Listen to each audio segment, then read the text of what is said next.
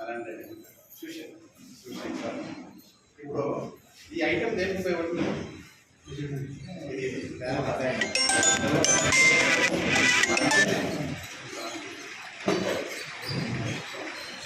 అదే 4 గోడలు ఉపయోగిస్తారు.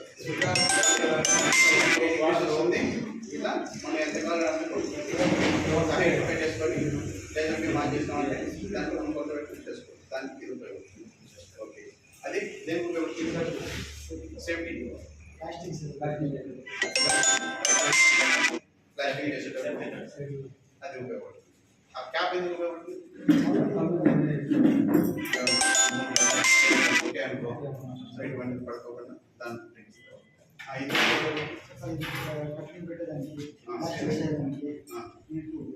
అదే ఓకే. ఇది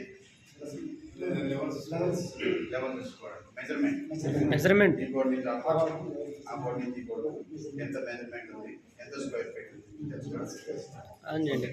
క్యాప్ బయట నుంచి పడుకోవాలి.